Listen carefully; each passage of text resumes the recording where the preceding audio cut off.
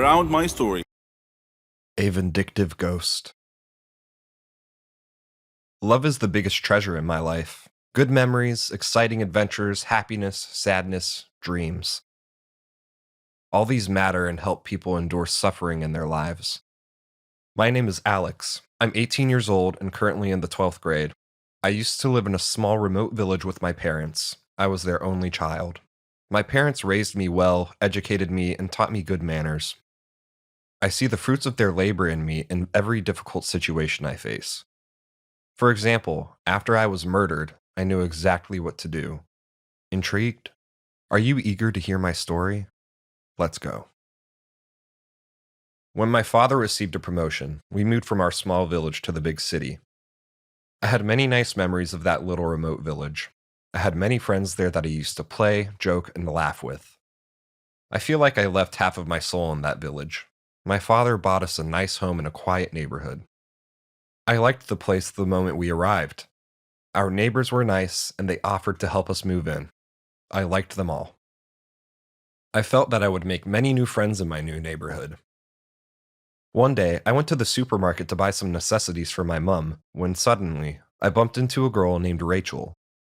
We were coincidentally buying the same item, and there was only one left.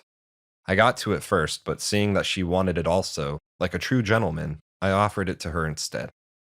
Initially, she politely declined, but then she gladly accepted my kind gesture in the end. I ended up walking her home and discovered that she was my neighbor. I fell in love with her at first sight. Once we arrived at her home, we said goodbye, and she said she would see me tomorrow. I wanted time to pass quickly so I could see her again. As I was walking to school the next day, I met her along the way and we walked together. I was overjoyed. After arriving at school, she introduced me to her friends, and then I went to my class. The teacher's aide welcomed me and directed me to my class. When I entered the class, I was surprised to see Rachel there. She was in my class. I entered the class and sat in a desk on the last row. During a class break, Rachel was sitting with her friends. When she saw me sitting alone, she left her friends and came over and sat with me. Suddenly, a boy named Mario, older than us, entered the class with a group of his cohorts. They looked like a gang of thugs to me. He said to me, "Hey you, if you want to live, you'd best stay away from Rachel." Rachel seemed afraid and was visibly shaking at this point. I told him, "If you're trying to pick a fight, creep, I'm ready."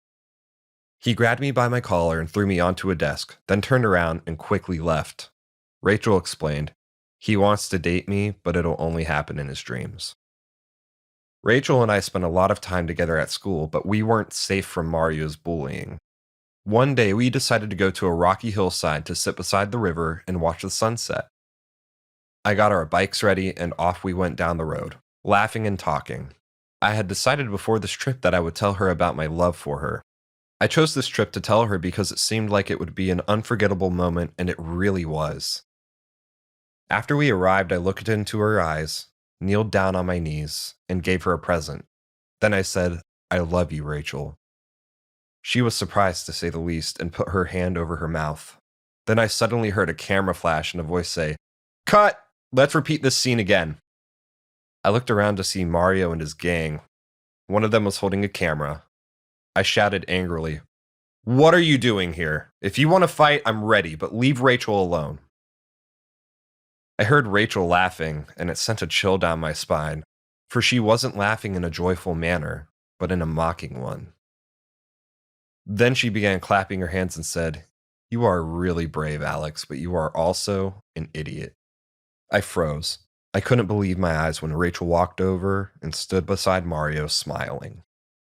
Mario said, "If you had asked around, you would have known that Rachel and I always welcome new students this way. You're our sucker of the week." I spat out, "You're all pigs." I punched him in the face, and he counterpunched me in the stomach. He said, "Do you realize how stupid you are?" I spit in his face, and he became enraged and pulled me towards him by my collar. Rachel tried to stop him. He threw me into the river. The last thing I remember as my head went under the water was Mario's derisive, self-satisfied laughter. When I woke up, I was lying on a wooden bed with an old man sitting beside me. He told me that I had been unconscious for 4 days. I asked him where I was and how I had gotten there. He told me that he found me unconscious floating in the river and that he had rescued me, saved me from drowning. I thought, oh my God, my parents must be so worried about me. I tried to get up and felt an excruciating pain that stopped me. I saw that my leg was broken and that the stranger had bandaged it as best he could. I asked him to call my family. He said he had no telephone, but he offered to visit my family and tell them what had happened and that I was okay. I told him that I would be so grateful if he could do so. I accepted his offer and thanked him. He returned with a newspaper in his hand and had a sad look on his face. I read the paper which said that I was presumed dead, having drowned in the river because they couldn't find my body. I was angry at Rachel and Mario, and also worried for my parents at the same time. I asked the man to please take me home. Then I crept into my home to see my parents sleeping. They were holding a photo of me and looked sad. I didn't wake them, but rather snuck over to Rachel's house. She was speaking on the phone, so I eavesdropped. She was saying, I didn't expect this to happen, but it's all good. Maybe he's in a better place now. What an idiot and a fool he was. Then she laughed. I was pretty upset to hear her mocking laughter without any regret whatsoever of being involved in causing my death. I returned home and encountered my father in the bathroom. When he saw me, he was initially startled and incredulous, but then I hugged him, and he began crying tears of joy. Then Mother woke up and I hugged her too. They asked me what had happened and I told them everything, but I asked them not to reveal that I wasn't dead yet. They asked me why, and I told them I would explain later. I decided to exact some sweet revenge on my would-be murderers. That night, I tacked a letter on Rachel's front door. The next day, she found it and read it. The scribbly handwriting said simply, I'm coming for you. It was signed, Alex's Ghost. After reading it, she immediately looked around to see if anyone was nearby who might have delivered the letter, but there was no one in sight. I sent this same letter to Mario and to each of his gang members too. I sent these letters on a daily basis for several days. Then one day, I took my scheme to the next step. I sent a letter to Mario with Rachel's forged signature and a letter to Rachel with Mario's forged signature. The letters told them to meet each other at the same site where they had killed me. I was hiding in the trees when they arrived. Rachel asked Mario, why did you want to meet me here?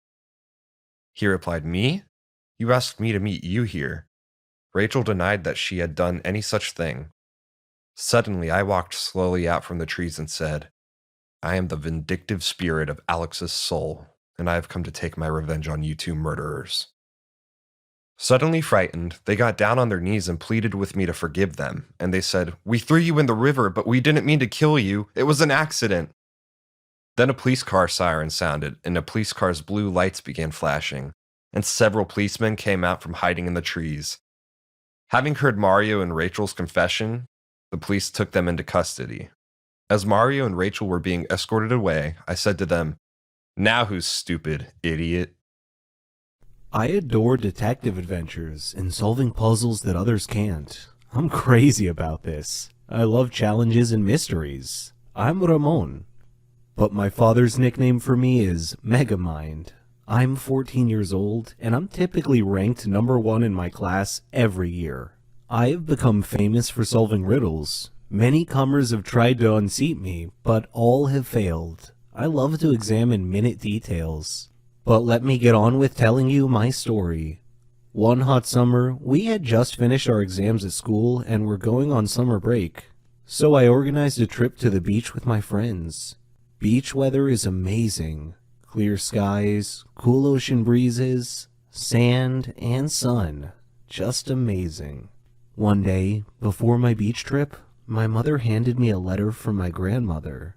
I was surprised and thought it was a little weird because Granny owned a hotel in the surrounding area nearby. It had wonderful views all around it. I had opened the letter, which read, Dear Ramon, how are you? I hope you're enjoying your summer break. Would you mind spending a couple of days with me? I have a serious matter that I would like to discuss with you. Granny. Initially, I thought that it was probably some silly matter, but then my inner voice told me that it might be important. I was conflicted between going on my beach trip or visiting my granny. I decided to visit Granny first. She was family after all. So off I went. Though my grandmother lived in a beautiful area, the closer I got to the hotel, the more my inner voice was nagging me. When I arrived at the hotel, Granny was waiting for me. She smiled and hugged me. I had missed her so much. She had company. Raul, her maintenance man, and Malika, her housekeeper and assistant. There weren't any guests in the hotel at the time, and I asked her why. Her face changed, and she said that was what she wanted to speak to me about. So we went to her room to talk. She then proceeded to tell me that the hotel was haunted. Haunted? I exclaimed. What makes you think that? Granny said, the hotel has evil spirits that frighten the guests at night. I didn't want to believe it, but I knew Granny was a rational person. I suspected there was more to this than meets the eye, so I decided to investigate this intriguing mystery. On my first night at the hotel, I waited until midnight. Then I lit a candle and walked through the halls of the hotel. There were photos on the wall, and I could hear whispering and the rustle of the leaves outside. It was a little spooky and unsettling, and made my blood run cold. Suddenly, I heard laughing on both sides of the hotel, and a shadow passed quickly in front of my eyes. Unnerved, I quickly returned to my room, where soon afterwards I heard something scratching on my door.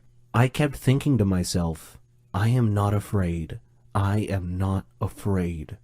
Then the door began opening slowly. I saw a hand on the doorknob. Then the owner of the hand came into view. It was a cloaked, headless man holding a candle. I fainted. The next day, I woke up to find Granny and Malika standing beside me. Granny told me that I had been sleeping a long time. I asked what had happened, and they told me they heard me scream and came to my aid. When they found me, I was unconscious on the floor. At that moment, there was a knock on the door. It was Raul bringing me a drink. That was when I noticed something strange about Raul's face. It was emotionless. Then I glanced at his hands as I accepted the drink from him. That night, I again walked around the hotel. I found some steps at the end of a corridor that led to the basement. Down in the basement, I opened a maintenance door and found a tape recorder and a pile of clothes on a table. Suddenly, the lights went out. I was groping around in the dark and trying to find my way back when I heard the laughing again. Still, I continued stumbling ahead through the dark. I stepped on an electrical line and tore it off the wall. I returned to my room. My door opened slowly. I was hiding behind the door. I grabbed the loose electrical detonator and touched it to the doorknob. It was live, and I heard a grunt from the owner of the hand on the other side of the door as he or she was